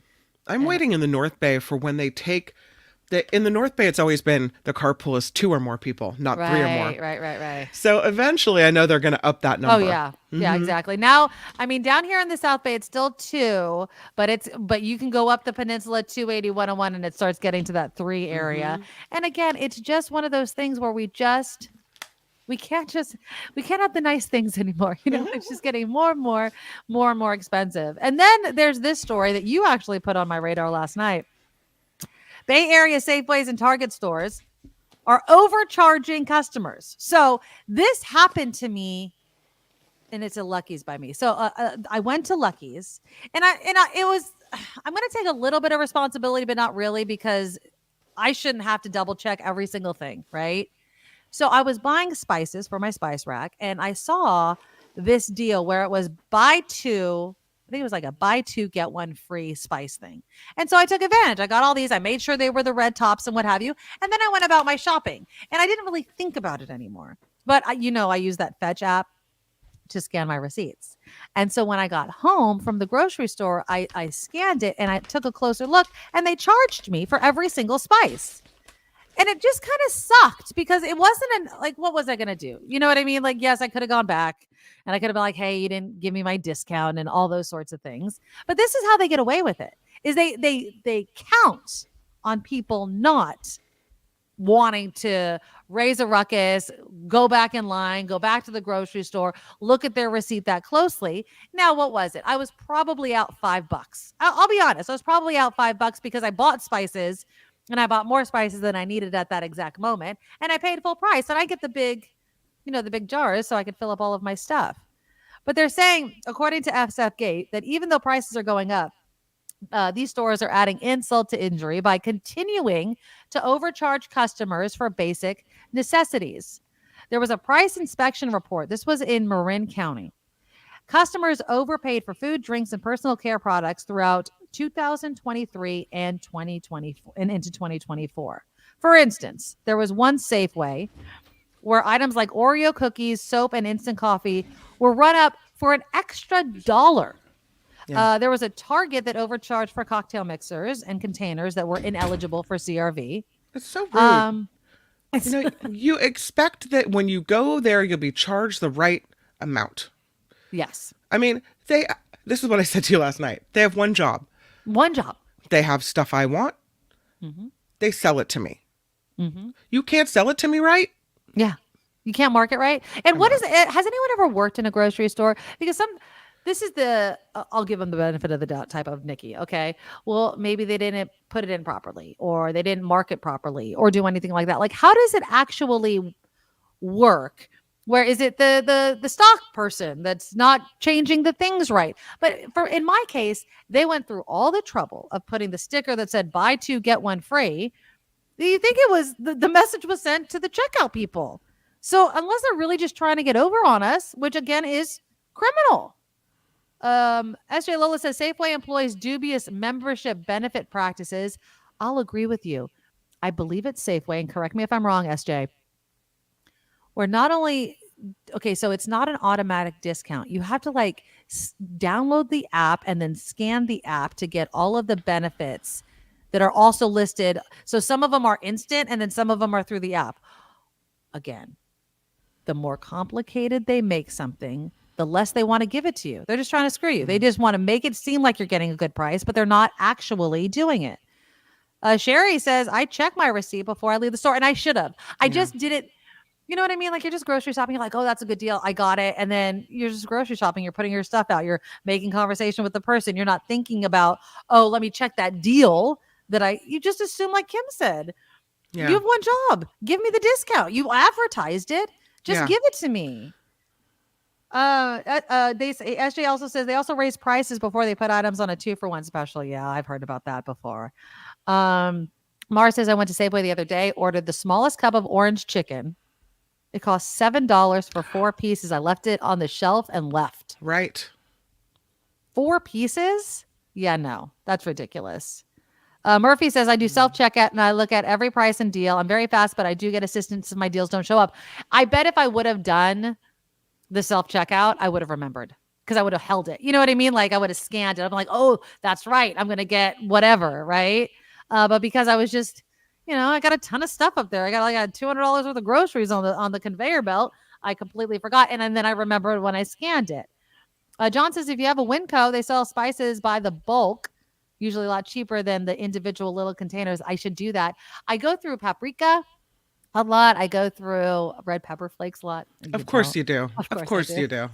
So I have to refill my little thingies. And I usually buy the big ones because I have that little fancy schmancy, spice rack that you keep on the counter. And so I fill those up and then I put the rest in the cupboards. Sprouts has bulk spices too. Okay. Yeah, the Safeway U coupons. Those are the ones I think are on the app. And just give me the deal. Just give it to me.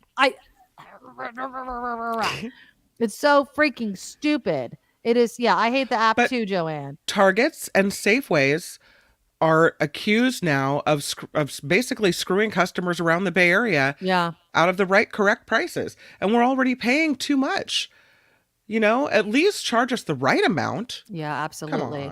I was listening to this podcast. Remember we were talking about Wendy's doing the surge pricing that they went back on? Yeah. They were talking actually about grocery stores. I want to say it was Norway, but I could be completely wrong. It's another country. They do everything digitally. Like there's a hub and they have digital pricing. Okay. Like instead of it being a paper sticker or whatever that you see when you walk down the grocery aisle, it's a digital number.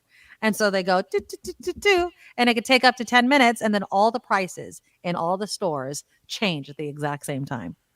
And I mean, I think that that's pretty cool. Like, ooh, that's a lot of power if you're the person at the keyboard. And so then there's obviously a rule. Like it can't be done in the middle of the day, right? It has to be done after the store closes. Today we're having a sale on. Exactly. What do I feel like? Well, can you imagine if it wasn't done at one specific time when nobody was in the store? Like you grab it and it's $5 and then the surge pricing goes and now it's $7 and you're like, wait a minute, I swear that digital number said a different price.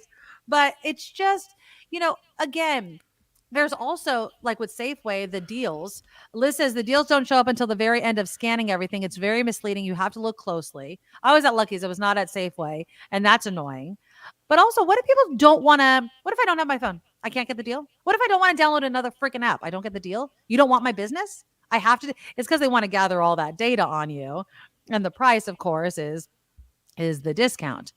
Hula Steph says Safeway is charging an exorbitant price for coffee pods. Before COVID, coffee pods were about $6 a box for Green Mountain. Today, the same box is $11. CVS offers the same box for $6. Wow. I would not be buying. Well, I gave up the coffee pods a long time ago when my Keurig just kicked the bucket and I was like, I'm never doing that again. But yeah, I mean, you know what I don't know if you have a Keurig or what you have, but I got, because I found the pods to be so wasteful, I got a refillable coffee pod. So you just screw it off. You put the coffee that you like on the inside and then you do it that way. It's not as wasteful. And then you don't have to pay out the butt for all those pods, which again, you're paying for the packaging and all that. Right, it's really not. It's very environmentally unfriendly, those coffee pods. I know it's convenient, but they're not very, you really should move away from them. That's all I'm saying. Mindy says, is the worker marking the prices wrong out of ignorance or intentional? I mean, I think it's the scanner. It's the weight and measures people that notice it. It's at the scanning. I'd say it's the company in and of itself not doing the work that it needs to do. Phineas says, Nikki, you need to pay attention to the repackaging of all products. They're downsizing and charging the same or more. Oh, yeah, like the shrinkflation that's happening. Absolutely. Absolutely. Oh, Brian, thank you so much for the $18 donation. Really thank nice. you, Nikki and Kim. It was a wonderful birthday weekend. Scooters are great, fun, up and down the Embarcadero. 71 years young. Happy birthday. It was a wonderful stay. Stay well. Love the show each day. Thank you. Thank you. And thank you for the donation to the show. Yeah. I am too freaking scared to hop on a scooter. Really? Oh my God. Well, no, it's because of my knees. Like every time I get on it and I go, if you don't remember or never heard the story, my second knee surgery was because I was on a skateboard and I didn't crash. What I did was I was going too fast for my liking down a slight hill and I jumped off. And the pressure, because I was 40, apparently this happens, just the impact of my foot on the cement that hard and the movement, I guess, of whatever, it popped my ACL off my knee. That's what happened. I didn't twist it. I didn't, just the impact and whatever momentum I had. So all I keep equating that to the scooter is to the skateboard. That if I was going too fast or I encountered something and I wanted to just kind of bail. So I think we have a different idea of what kind of scooter it was, because he's talking about the electric scooters, right? Here's kind of what I'm thinking they rented. I'm thinking they rented something that looks a little bit like this. And if you ride a bicycle, this is nothing compared to that. No. Oh, is that what you wrote? So if you get on a scooter. Oh, I thought you were talking about like, the bird. That's what I was thinking, that he was talking about scooters. I mean, we rented these. Which one was it, Brian? Was it this? Because this is different. Yeah. That's a motorcycle. I mean, this is it's like a little mini motorcycle, right? Yeah, like a little moped or whatever. Kind of fun to drive around the city with that. I remember once a bunch of friends rented them in Hawaii on Oahu, and we had the best time with that. But maybe it was a different type of scooter. I don't know. Yeah. Maybe I'm wrong. Yeah, Brian, let us know in the comments. Now, I'll be honest. I don't even think I'd rent one of those that you showed. Really? So my husband, when we were kids, this is after the first time we dated. I dated my husband when I was like 17 years old, and then we broke up. And I remember this is when we were broken up. He had a little moped type thing, which I know isn't a scooter, but it's still two wheels, right? Yeah. When he hopped on the back of it, he's going to laugh that I'm telling this story. He hopped on the back and I was riding it, and I wasn't very confident in riding it anyway. Okay. And he hopped on kind of like not the seat, but like this little extension of the seat. It was like one of those square bike rack things that you could just kind of store a backpack on or whatever. He hopped on that, and then we took off, and it wobbled and we crashed. And because I'd been riding it around, the exhaust pipe was really, really hot, and it burned the back of his calf. And he still has a monster scar on the back of his calf from that.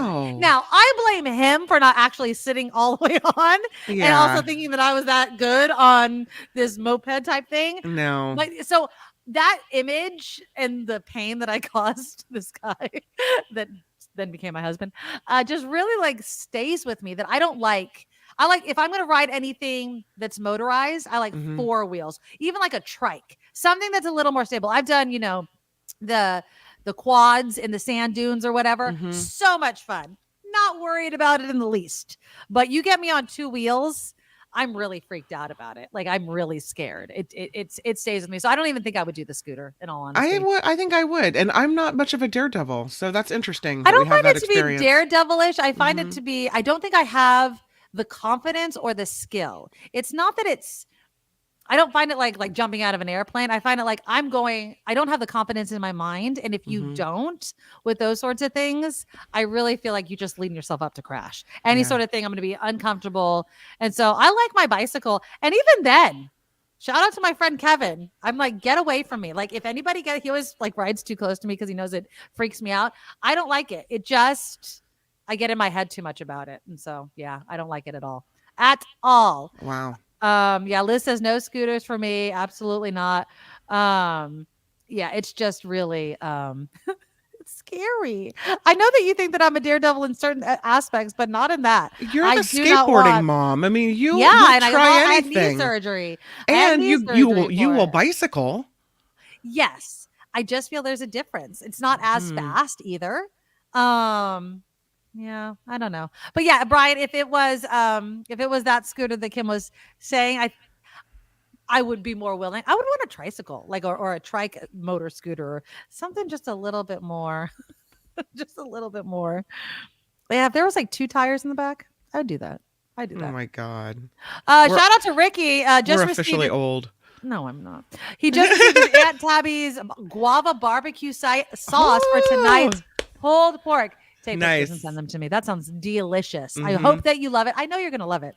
I really don't doubt it. But thank you for supporting the show. And again, if you want to be like Ricky and support the show and our sponsor, antitabbies.com/NickKim, NIKKIM, or Nikki M. Give us a shout out if and when you receive your stuff and how you like it. Okay, let's do a few more headlines and then we'll see if we have time for anything else. Here's Kim. Now, from around the world to up your street, the Nikki Maduro Show presents News Czar Kim McAllister. Well, it turns out presidential primaries are underway in several states today.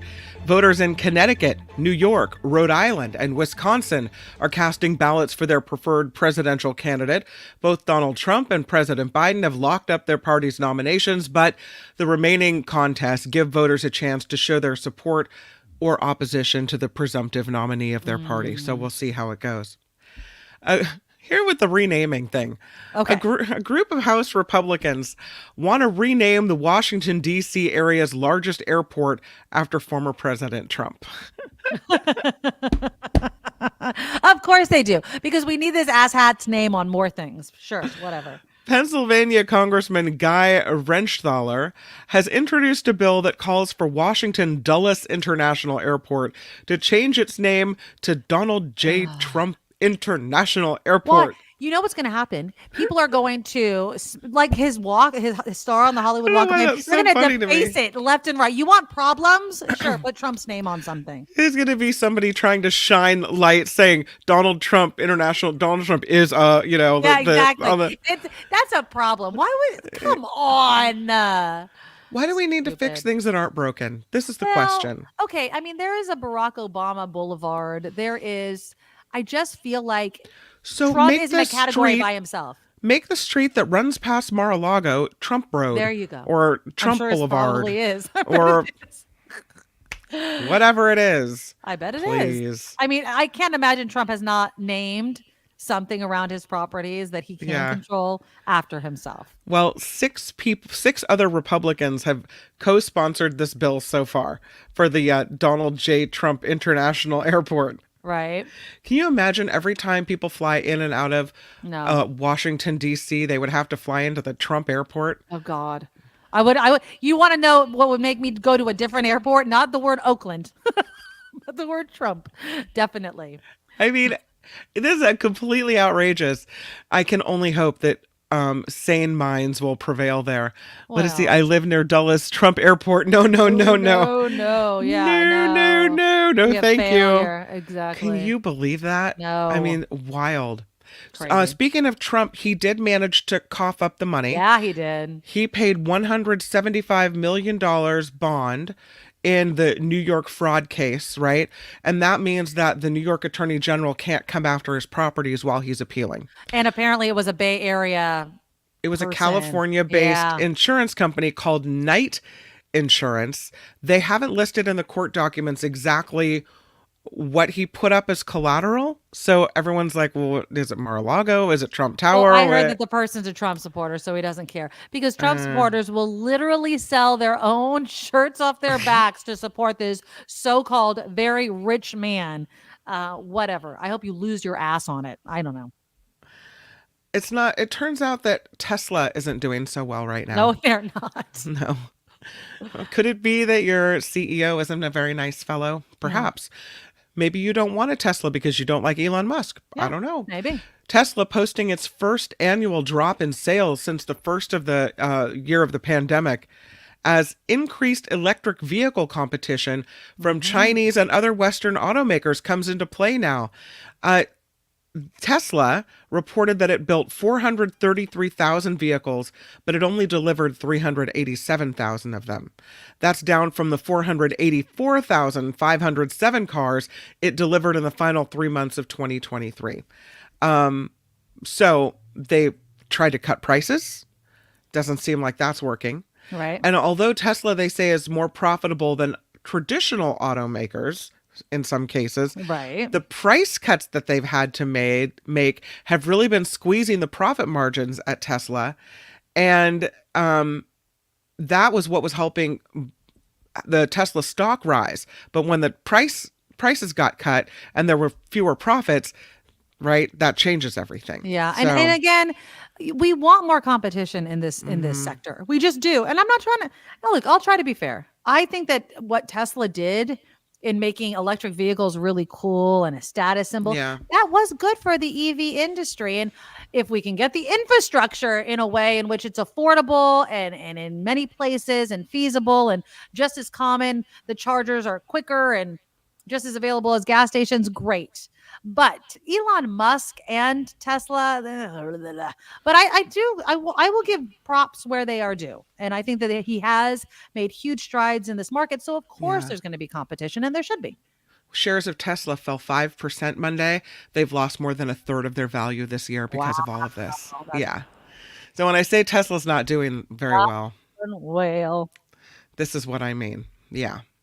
And I feel bad because there's a lot of people in the Bay Area that work for Tesla. So, you know some people work for they're Tesla. they're still rolling them out at Fremont. So you kind of want to see that do well, but I don't know. Yep, exactly. Taylor Swift is the 2024 iHeartRadio Artist of the Year. I didn't get to watch last night. Yeah, I forgot to watch it. She accepted the honor in a video message on Monday night, beating out country stars Morgan Wallen, Jelly Roll, and Luke Combs in the all-genre category. Oh, so, interesting. I don't know. Does anyone pay attention to the iHeartRadio? Like, who wins that? Who cares? It's not the Grammys, but it's another music. I mean, iHeart is big, right? I mean, Yeah. it is. I know Beyonce won something too, and she was addressing the whole country music thing that we were talking about yesterday. I know. I just kept seeing ads for it. I just never turned it on. I was busy yesterday. American Airlines is making it easier to fly with pets. Passengers fabulous. can now bring their furry companion on board along with a full-size carry-on bag instead of just one small item. A spokesperson for the airline says the change will reduce the urge for travelers to falsely claim their pet is a service animal that flies for free. So now you can bring your little creature in a carrier. I don't mind as long as it's not turning, like those movies where like it's a small prop propeller plane and it's like you're sitting next to a cow. Of You're course. like, okay, let's keep this under control, people. There's people that have brought their dogs and I didn't even know they had a dog on the plane. I want it to be something like that, Yeah, pets are part of our lives. I don't think I'd ever bring, Nuggets been on a plane once when he came to me from Minnesota. But that's about it. I don't think I'd ever bring the dog on a plane. I know people that won't travel without their pet. Well, then maybe you just shouldn't travel or you should travel by car. Well, I mean, if it works for you, and if you find a place, you may have to pay extra for your dog in a hotel or whatever. But if it works for you, that's fine. Right. I can't see doing it myself. Like, we have a great place in Petaluma where you board the dog. It's doggy daycare. There's a little pool there. They swim in. It's great. Now, it's another reason I don't go places very often because it's like, I don't know, $25 a night. So if you leave for a 2-week vacation or what have you, by the end, that's pretty pricey. Exactly. Pet hotel, right? Exactly. Yeah. And how much is it a night? I don't know. It's more than $25 a night. I think it is more than $25 a night. Yeah, I think it's really expensive. Yeah, I mean, that's why you need to have friends. Yeah. You'd be like, can you watch my dog? Yeah. But you know what? They send pictures every day.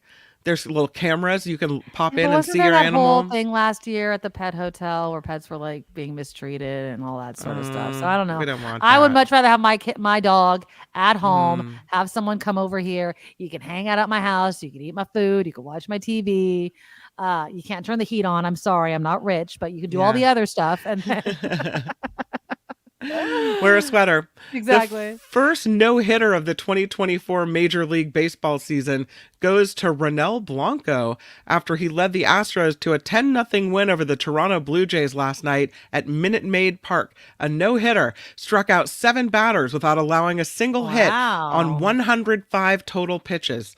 The feat marks the earliest no-hitter by date in Major League Baseball history in this point in the season. Oh, good job. Ronel, Right you said on. the name was? Oh. Okay. Ronel. Okay. The Powerball jackpot, as mentioned, has soared to more than $1 billion. Good, because I didn't buy a ticket. After no one won. I feel like it's a second chance for a dream. No one won the grand prize in last night's drawing. 6 tickets did hit $1 million each. Yeah, I'd take that too. I would definitely take that too. Those were sold in North Carolina, Florida, Virginia, Minnesota, and Maryland, which Maryland got 2 lucky $1 million winners. Wow. I still think, and yes, $1 million is better than nothing, but I still feel like, it's, I don't know. And I don't know what that whole odds thing is, but if you get 5 numbers, then you're probably never ever going to get that close again. That is not true. So it's almost like I don't want to get the 5 numbers because I want the real chance of getting the 6 numbers. That is the most asinine thing I have heard. This is the way my mind works, you see? I don't want the million because I want the struck by lightning twice possibility. That's right. Of getting the billion. I don't want to be the runner-up. I want to be the queen. I man. will be the runner-up if it's $1 million. Universe, don't give it to Kim. Give it to me. I will take it. I will totally take it. You're insane. No. Oh my God. Former President Trump is on the campaign trail today. He'll be speaking this afternoon in downtown Grand Rapids, Michigan. The former president will also be in Green Bay, Wisconsin today to rally up his base. So there you go. Do you think, okay, so here's the thing that a lot of people, whenever there's like rallies and you see all these people, oh my God, look at all my supporters in Michigan. I feel like it's like the Grateful Dead. There are just deadheads and there's Trump heads, right? And they're just following this guy all around the country. Yeah. I can't imagine that every single person is just from Michigan. I think that's total nonsense. And he's probably paying some of those people to get there. I'm sorry. I just feel like I don't understand why people still follow him and any of the huge crowds that he sees at his things. There has to be repeaters. There just does. There's no way. There's no way.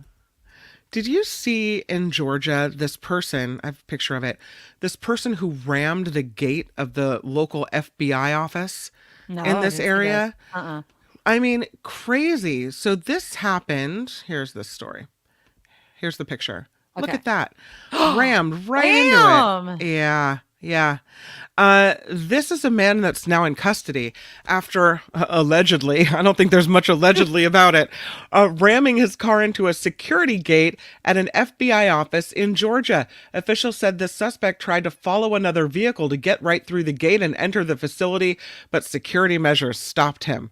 So it's still unclear what the motive was. What they're not really releasing much other information, but here's the picture of the person trying to ram the gate, get in. Right. You can't just go in after, you have to check in, right? And so they'll stop you.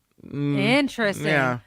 Can I just share this real quickly with you? Cheryl says, Kim, my husband was lucky. He got 5 numbers in the lotto several times. Oh, people are lucky. Or they're not. That might change my mind on that, Cheryl. See? It's not as if the universe is keeping a tally, and it's not as if the lotto is not the most random of random. I also want to just add a few more things because we were talking about the pets on the plane. Hula Stuff makes a good point. No peanuts on the plane to spare people with allergies, but what about people with animal allergies? What are they supposed to do with more animals on the plane? That's a very good point. And then Beth has a tip for all of us plane travelers. I don't know if everybody should do this, though. You can avoid paying to check luggage by simply taking it to the gate. Airlines overbook planes now, and they invariably ask flyers to check bags at the gate for free. I don't know. Is that true every single time? Won't they make you pay at the gate even? That's what I was thinking. I thought that was for your carry-on, perhaps. Like, we'll check your carry-on because there's no overhead space. But I didn't think, like, if you had a gigantic bag, right? So you're talking about you're like having a personal item or whatever, right? Because, and it's really only Southwest that gives you anything for free nowadays. Thank you, Diona, for the $10 super sticker. Nice. That was very sweet of you. Thank you. Everyone thinks you're crazy for not taking the $1 million. You do not pass up. Oh, I mean, I'll take the $1 million. I'm just saying, part of me would you think, sent out into the universe a message. Part of me would think, I'll never get this close again. My chance at the big prize is gone. Cheryl's husband did it. You know what I mean? Like, Cheryl, Mars is like, Cheryl, can you buy my tickets, please? Can your husband, please? My sister-in-law, Katie, is the luckiest of lucky people. If there is any sort of raffle that has any sort of prize, she will win something. And not only win something, but win multiple items. She'll win exactly what she wants. Like, she is just that person. She just always wins. And so that's why I say I'm going to take my tickets, put them in something. Like, I want something to win. Because she always wins. It's crazy. They've got the salvage and the cleanup efforts still going at the Baltimore Bridge collapse. And it's dangerous. Oh, my goodness. It's heavily raining there at some points, but they're still working on cleaning this up. Today, of course, 1 week since the Francis Scott Key Bridge collapsed into the Patapsco River after it was hit by a cargo ship. 6 members of the pothole patching crew killed in that incident. Monday, a temporary shipping channel opened up right near this collapse site. So they do have now a place for these big ships to come in and out. Crews, though, are working to open up 2 deeper channels right now as they work out there in the rain to get this thing cleaned up. Yeah, I mean, they have to open it up. I mean, it's like the main port for so many goods around the country. But yeah, underwater, they're talking about all that twisting metal. And yeah, I wouldn't want that job. Did you see the article about Elon Musk saying you can reuse all this steel? Like, this isn't scrap steel now. Sure, maybe it's twisted, rusted, cracked, Right. what have you. He wants to reuse it to rebuild this bridge quicker. Wants it done, you know. Interesting. I mean, I'm not going to say yes or no on that. I'm not. I'm not an engineer. I don't know. To me, my first instinct is like the structural integrity of that steel has been compromised, right? Yep. Now, can we melt it down and make it stronger instead of trying to export more steel or what have you? I don't know. But I wouldn't necessarily, poo-poo Elon Musk on his knowledge of reusing things. If we can reuse something and send it back to outer space through the atmosphere, maybe we should give the guy a listen. I'm willing to listen. I don't think every single piece can be, but who knows? I'm not an engineer. I don't know what that means. I mean, I don't know if you melt it down and remake it, maybe. Yeah, like obviously you can't just like straighten it out and lick it in like a piece of paper. Like, a little duct tape here, a little duct tape there. Exactly. But come on now.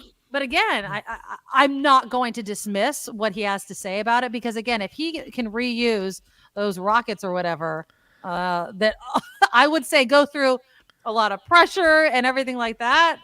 Let's give the guy a listen. How do we do that? How would we do that? Here's the question, though. Do you want your bridge on the cheap? No. You don't want your bridge on the cheap. Wait a minute. I don't want it on the cheap, but I also don't want them wasting money. Well, that's different, right? Yeah.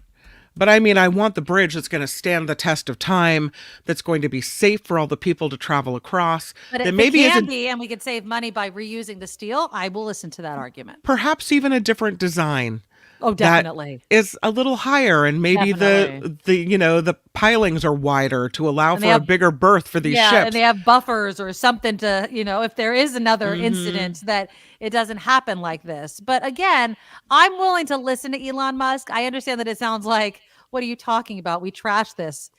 But maybe we're so quick to throw things away because we're just a wasteful society. He's like, wait a minute, we can do X, Y, and Z with this steel and maybe even make it stronger. I don't know. Yeah. I don't know. Lastly, get ready for The Wiz. It's coming back. Being revived on Broadway for the first time in 40 years. It has launched a $45 ticket lottery. Nice. The Wiz, starring Nichelle Lewis and Wayne Brady, is in previews right now ahead of its April 17th opening, and they're giving you a chance to buy tickets for $45, which apparently is pretty good on Broadway, well, right? my daughter saw The Wiz in San Francisco a couple months ago. She loved it. I've never seen The Wiz, so I was kind of jealous about that. That's awesome. Yeah. That is really, when Julia really cool. was in New York, she was so mad. Oh, I know. You told us. Oh my God, so mad. They had the chance to go to Broadway, and she thought they were going to see Wicked. Yeah, right? I would want to see Wicked. That'd be really cool. Instead, they got stuck going to Back to the Future, the musical, and she said it was awful. She goes, Mom, they should be embarrassed. Wow, because you would think that it still would be a good play or musical or whatever. She goes, those people can't sing. And I was like, wow. On Broadway? Yeah, that's what I would think. I mean, like, it's still at that Broadway level. We're not off Broadway. We're not, Maybe she was just being extra judgy. I don't know. Well, maybe she came in with a bitter ass attitude. She's like, I wanted to see Wicked, and she's like, nothing's going to be as good as Wicked, perhaps. But I can't imagine. Yeah. Back to the Future as a musical anyway. That seems weird to me. So. She sent a picture before the show started, and it was all like blue lights. The whole theater looked blue. Oh, interesting. Yeah. Okay, well, you know what? It was an experience. It was something. I saw Miss Saigon on Broadway. Yeah. I saw something else. I'm forgetting the name right now. When we went to New York as kids, we went to Broadway, and it was awesome. It's really, really cool. Yeah. So, it is disappointing, though. I would have liked to see Wicked. The group went to see an opera as well. And I kept getting messages. She's like, this thing will not end. Yeah, exactly. Oh, God. Not an opera fan. That's like me with ballet. Like, can we wrap it up, B? Let's go. Yeah. We're done. All right. Well, that's the news. Kim McAllister, this is the Nikki Maduro Show. And that is our show as well. So we will be back tomorrow. Hey, you guys, let me also say a big thank you to Deanna, who gave us a $10 super sticker. That's and nice. Brian, a belated birthday. Happy Brian. birthday with the $18 donation. We depend on you guys to keep the show going. Please support us at thenikkimadoroshow.com. Our Patreon link is there. PayPal is awesome. You can use the email address, thenikkimadoroshow@gmail.com. And support our sponsor, Auntie Tabby's Island Flavors, a guava barbecue sauce that is not spicy, and then 2 hot sauces with pineapple or hibiscus. They're bomb. Ricky, let me know how the pulled pork goes, because I'm really excited about that. So again, AuntieTabby's.com. Use the coupon code Nikki M or Nick Kim, NIKKIM. And we will see you guys tomorrow. Stay here for the Mark Thompson Show and the After Party Live. Bye-bye.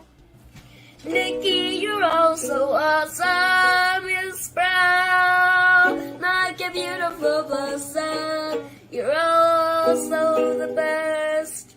I really can't rest. You're all so awesome.